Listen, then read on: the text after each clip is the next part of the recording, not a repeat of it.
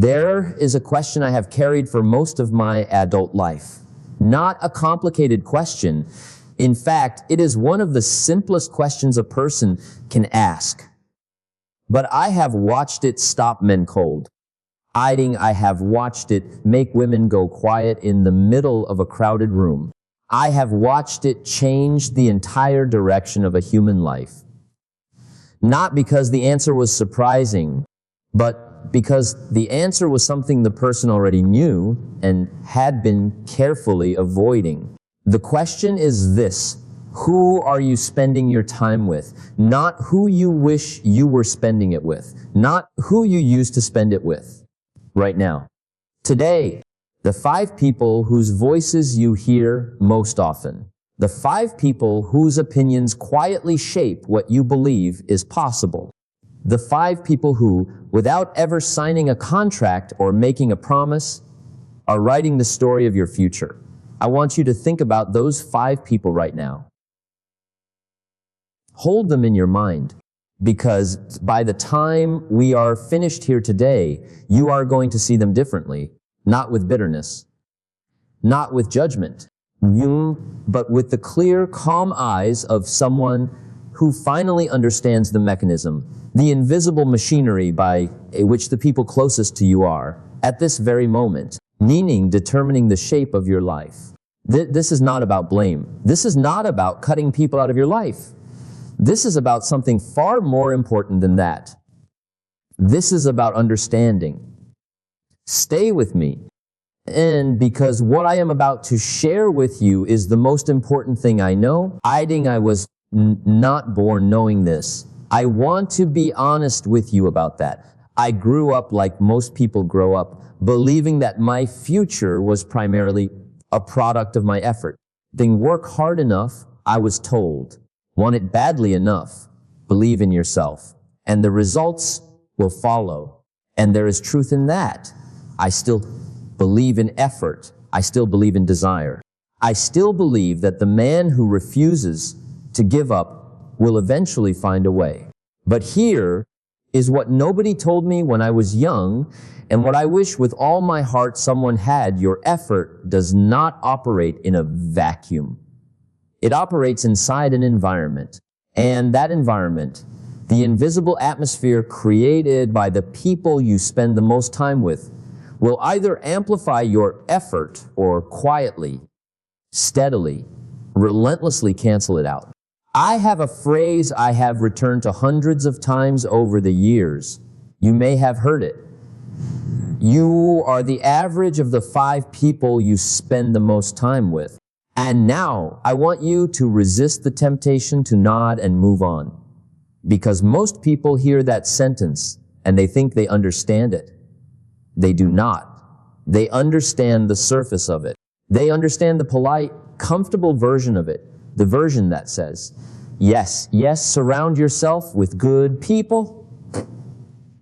But the real version of that truth is far more precise, in the far more mechanical, and far more urgent.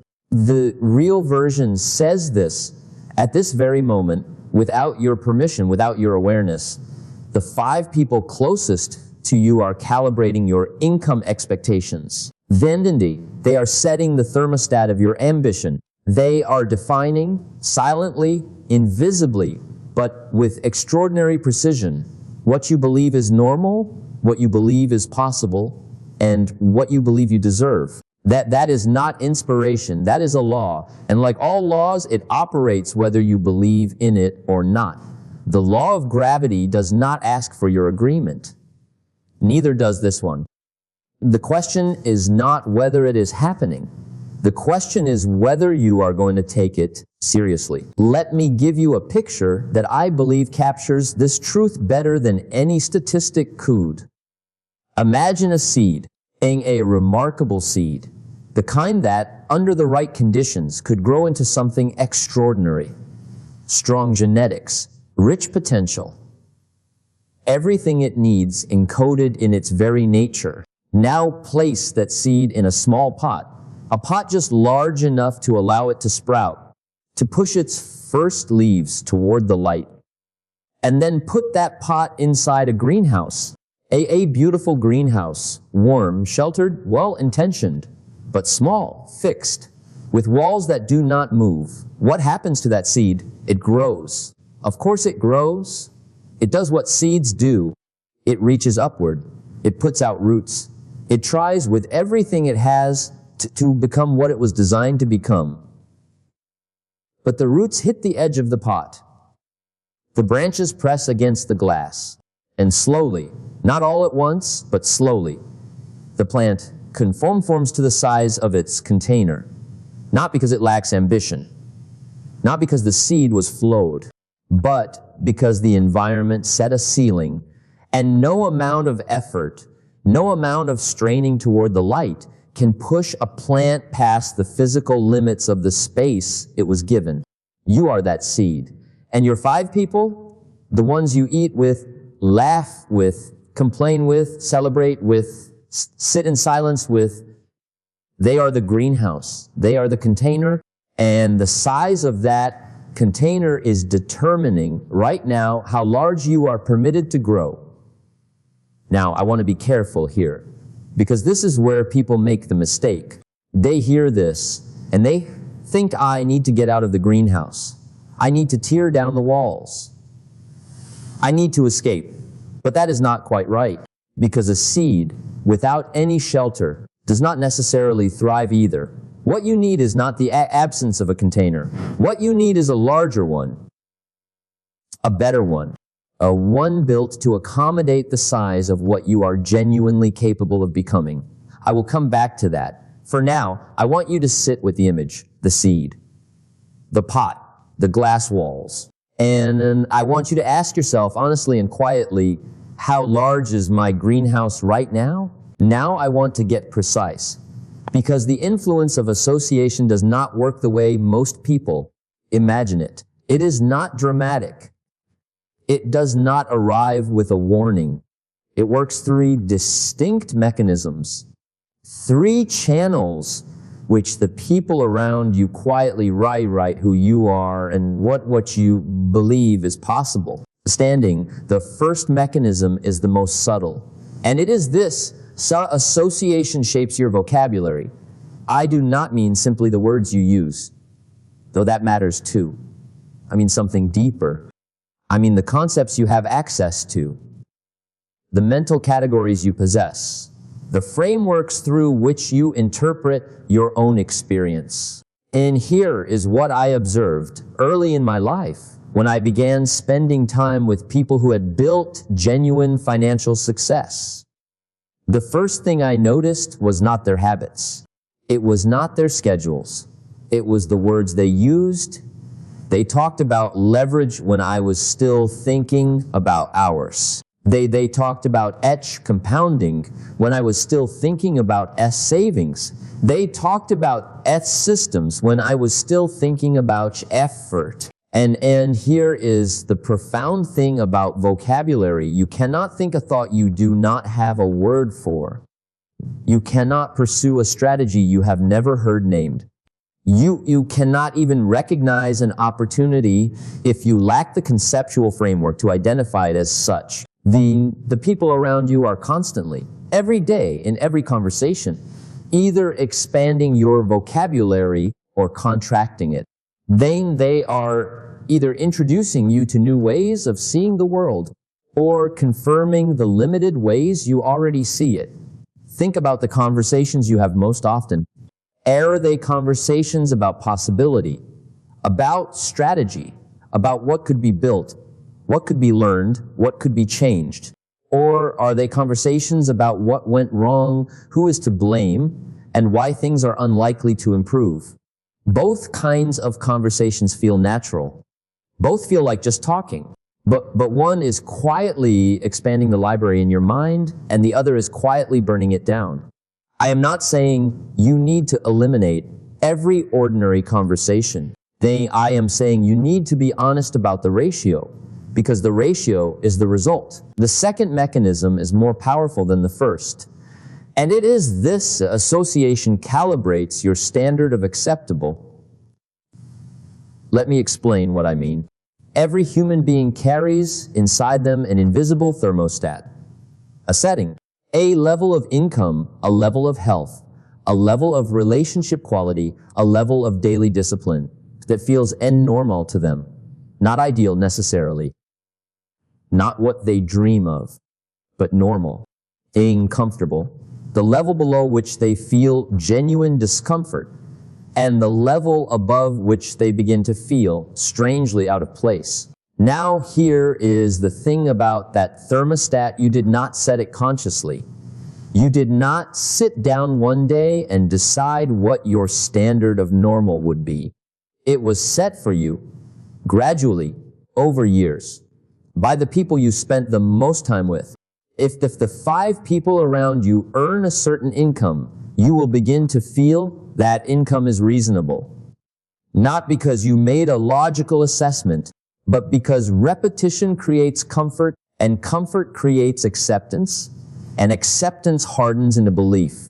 Ending, if the 5 people around you accept a certain level of health, a certain weight, a certain energy level, a certain relationship with food and rest, you will begin to accept it too. Not all at once, but gradually, invisibly, the way water shapes stone. And this is where the law becomes genuinely dangerous, because the thermostat does not just set a floor, it sets a ceiling. When you begin to exceed the standard of your group, when your income rises above theirs, when your discipline becomes noticeably greater, when your ambition begins to pull you in a different direction, something remarkable happens. The thermostat kicks in, and it pulls you back, not through malice, not through conspiracy, simply through the 1,000 small daily pressures of belonging. The comments that seem like jokes but carry a message, the plans that never quite materialize, the subtle, constant gravitational pull of a shared standard of normal. The question is not whether this is happening. The question is, whose thermostat are you living by? I want to tell you a story, a simple story, but I want you to listen carefully, because inside this simple story is a truth that took me years to fully understand. There was once a young farmer, hardworking, honest, full of plans. He ate every evening at the same table with the same 4 men from his community. Good men, decent men, men who had worked the same land for 20 years and knew every inch of it.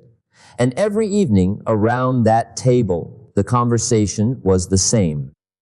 The weather, the market prices, the neighbor's fence, the difficulty of the season. Good conversation, honest conversation. The conversation of men who understood the land and respected it. Standing, but one autumn, the young farmer traveled to a county fair 3 days, right away. And there he met a man who farmed differently. A man who had read books about soil rotation, about water management, about crop varieties the young farmer had never heard of. A man who asked questions the young farmer had never thought to ask. The young farmer rode home 3 days later, and when he sat down at the familiar table with the familiar men, he felt something he had never felt there before. He felt the ceiling.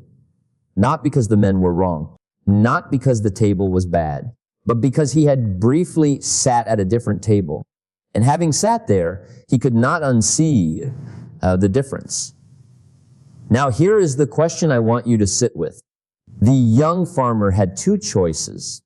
He could return to the familiar table and let the memory of the county fair fade the way memories do when they are not fed.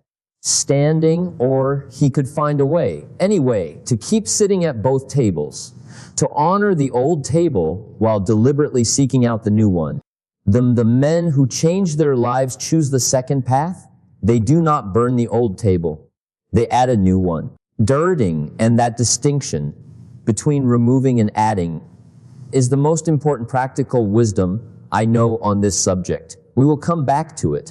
Burning, but first, I need to show you the third mechanism, because the third one is the one that determines everything. The third mechanism is the most powerful of all, and it operates at the deepest level, not in your vocabulary, not in your standards, but in your imagination itself.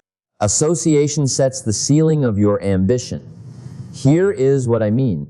Ambition is not born in a vacuum. It is not some pure, independent flame that burns inside you regardless of your surroundings. Ambition is, at its core, an act of imagination. And to be ambitious is to be able to imagine a future different from your present. To see clearly, vividly, with enough detail to move toward it. Something that does not yet exist. And an imagination is not unlimited. It is bounded by what we have seen, heard, and experienced. It is bounded by what we believe is real. When the people around you have achieved a certain level, when the ceiling of their accomplishment is visible to you every day, that ceiling quietly becomes the boundary of your own imagination.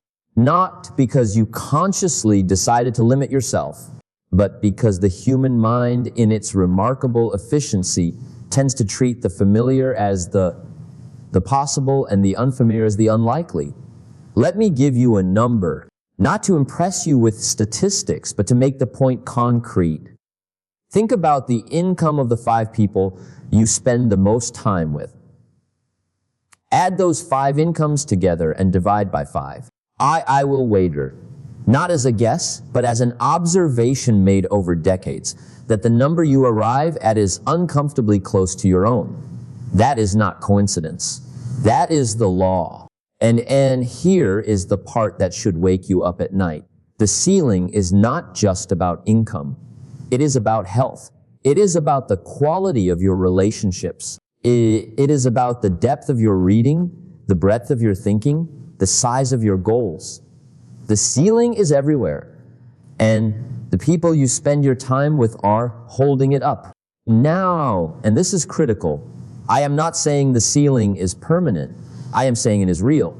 And the first step to raising it is to see it clearly, to stop pretending it does not exist. To stop telling yourself that you are immune to influence, that you are strong enough to rise above your environment without changing it. No plant grows past the size of its pot, no matter how strong the seed. Now, if what I have just shared, those 3 mechanisms, the vocabulary, the thermostat, the ceiling, if that has landed somewhere real inside you, I want you to do something. Not tomorrow. Right now. Leave a like on this video. Not for me. But as a signal to yourself that you heard this, that you are not going to let it slide past you the way important things sometimes do. And if this is the kind of thinking that feeds you, the kind of conversation that makes you sit up straighter and see your life more clearly, then subscribe to this channel. Because this is what we do here every single week. We go deep. We go slow. We take the ideas that matter most and we turn them over carefully until the real truth inside them is visible. What I am about to share next, Rohn's distinction between limited associations and expanded associations, and the question he always came back to, that is where this conversation becomes genuinely useful. That is where it stops being philosophy and starts being a plan. Stay with me. I want to introduce you to a distinction that changed the way I think about relationships entirely. And I believe it will do the same for you. Most people, when they hear that their associations are limiting them, arrive at one conclusion: I need to end these relationships, cut people off, walk away, start fresh with a new circle. And I understand the impulse. But I want to offer you something more nuanced, something more honest, something more human. There are 2 kinds of associations in your life. I call them limited associations and expanded associations. To have a limited association is not necessarily a bad person. Let me be clear about that. A limited association is simply a relationship that, by its nature, tends to keep you inside a smaller version of yourself. The conversation stays at a certain level. The ambition in the room stays at a certain level. The standard of acceptable stays at a certain level. And here is the key. A limited association can be someone you love deeply, a parent, a sibling, a childhood friend, someone who has been loyal to you, who has shown up for you, who has genuine goodness in them. The question is not whether they are good people, and the question is whether the time you spend with them is expanding you or contracting you. And those are two entirely different questions. An expanded association, by contrast, is a relationship that consistently pulls you upward, not because the person lectures you or pushes you, but simply because of who they are. Their standard of normal is higher than yours. Their vocabulary is richer than yours. Their ceiling is higher than yours. And when you spend time with them, you leave the encounter slightly larger than when you arrived. Now here is the discipline this requires. And I will not pretend it is easy. The discipline is this: you must be intentional about the ratio. Not ruthless, intentional. How much of your time is spent in limited associations? Relationships that, however warm and genuine, tend to keep you at a familiar level. And how much of your time is spent in expanded associations? Relationships that consistently pull you toward a larger version of yourself. Most people, if they are honest, will find the ratio is heavily weighted toward the limited, not because they are foolish, but because limited associations are comfortable. They are familiar. They do not require you to perform. They do not expose your gaps.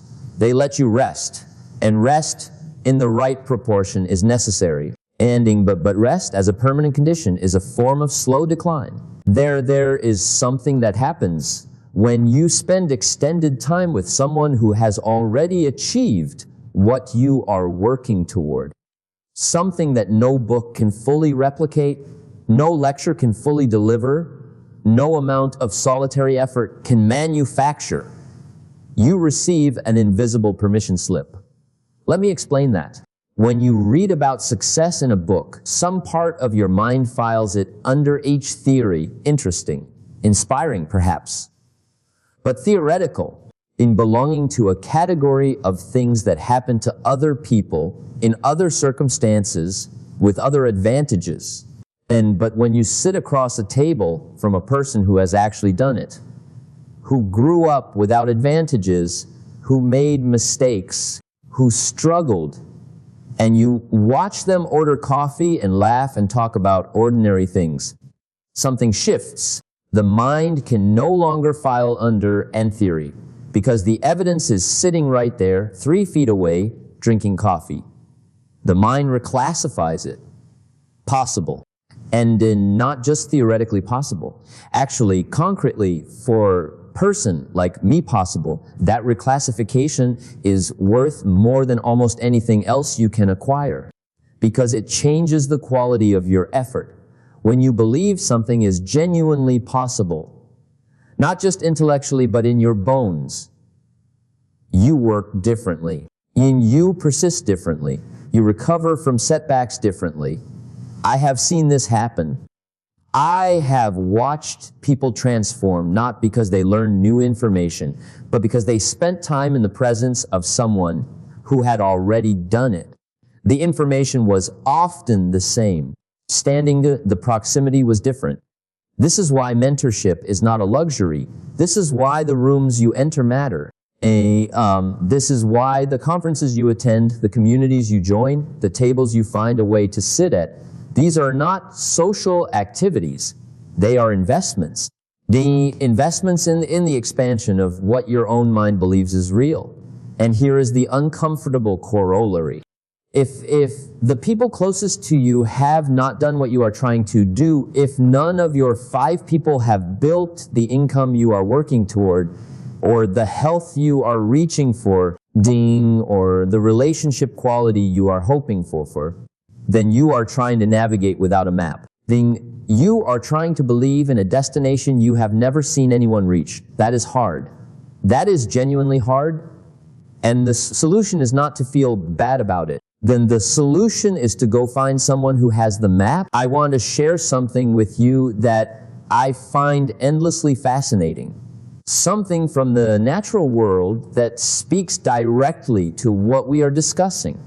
You have perhaps heard that a full-grown elephant, an animal that could, with a single movement, break a chain, snap a fence post, walk through a wall, can be kept in place by a thin rope tied to a small stake in the ground, not because the rope is strong enough to hold it, but because when the elephant was young, the rope was strong enough, and the elephant learned in those early years that struggle was futile. And it never unlearned that lesson. The rope did not change. The elephant changed. It grew to 10,000 pounds. And it is still being held by the memory of a rope it could now break with one step. Now I want you to think about the ropes in your own life. Not the physical ones, the invisible ones. The beliefs about what you are capable of that were formed in an earlier season when you were smaller, when you had fewer resources, when the rope genuinely was strong enough to hold you. The beliefs that were set by the people around you in those early years, when their ceiling was the only ceiling you knew, then those beliefs do not automatically update when your circumstances change. They do not quietly revise themselves when you acquire new skills, new knowledge, new evidence of what you can do. Then they stay, they persist, with the same quiet authority as the rope around the elephant's leg. And here is the most important thing I want you to understand about this thing. The people you spend your time with right now are either reinforcing those old ropes or helping you see that they no longer hold. Every conversation either tightens the rope or loosens it. Every relationship either confirms the old ceiling or introduces you to a new one. This is not metaphor. This is mechanism. This is how it works. And the only question that matters is whether the people closest to you are pulling the stake out of the ground or driving it in deeper. Be honest.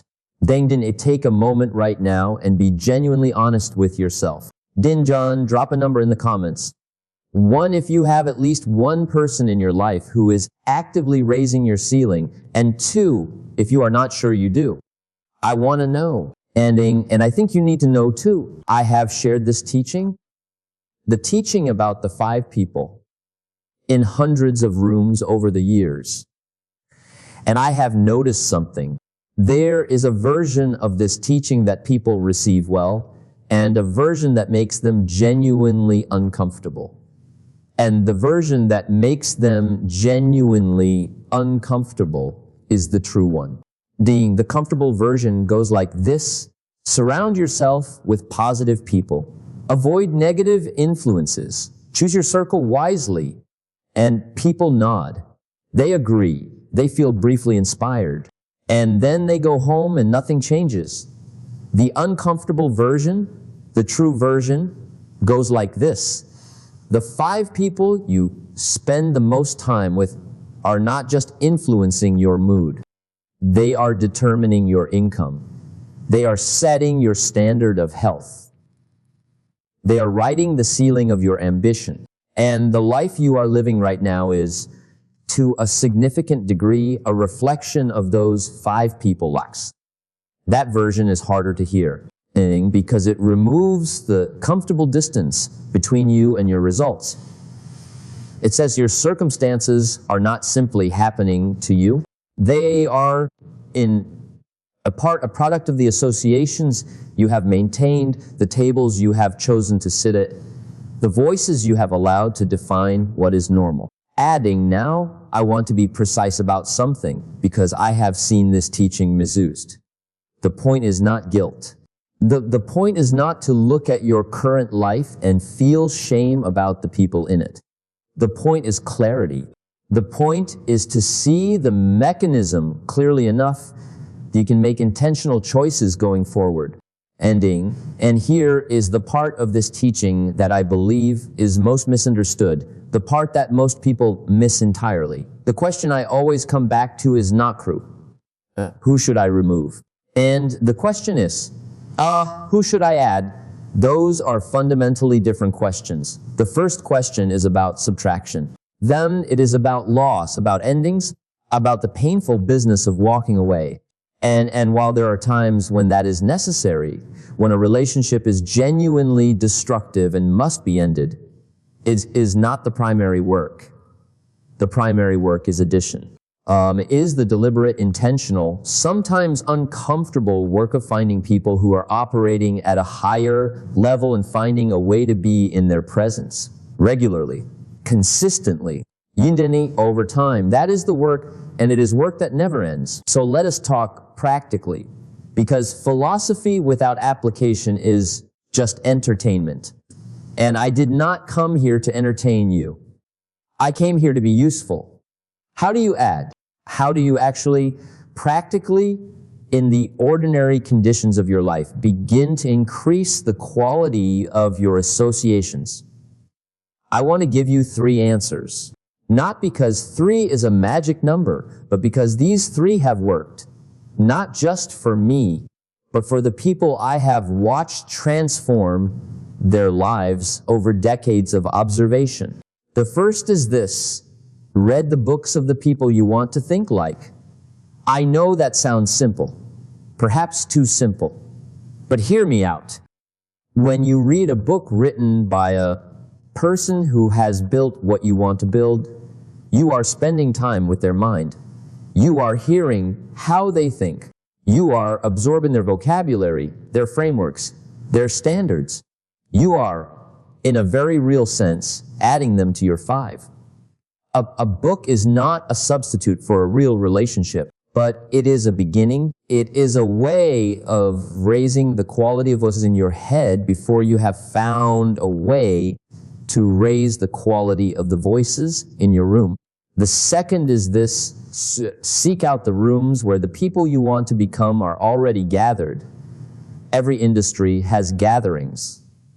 Every discipline has communities.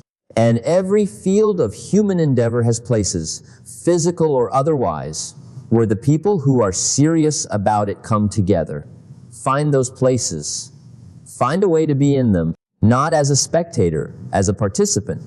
I have watched people change their lives by attending a single conference, joining a single group, finding a single community of people who held a higher standard. Not because of one conversation, but because of the cumulative effect of repeated exposure to a different level of normal. Ending. The third is this, and it is perhaps the most important to become the kind of person that expanded associations want to be around. Because here is the truth that nobody wants to say aloud. You cannot simply walk into a room of extraordinary people and expect them to adopt you. Association is reciprocal. The people who are operating at a high level are also, consciously or not, managing their own 5. And they will not invest their time in someone who is not bringing something real to the exchange. So the question is not just, how do I find better people? The question is, am I becoming someone worth finding? That question, sit with it.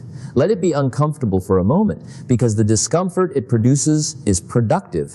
It is the discomfort of someone who is finally taking personal responsibility for the quality of their associations, rather than waiting for the right people to simply appear. I want to close with the question. The one I have returned to more times than I can count, being the one that you ask it honestly. If you really sit with it and give it a genuine answer, has the power to change the entire direction of your life.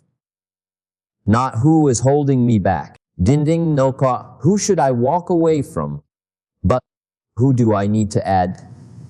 That question is different in every important way. It is forward-facing rather than backward-looking. It is additive rather than subtractive. It is about growth rather than escape. And it places the responsibility exactly where it belongs. Not on the people around you, but on you.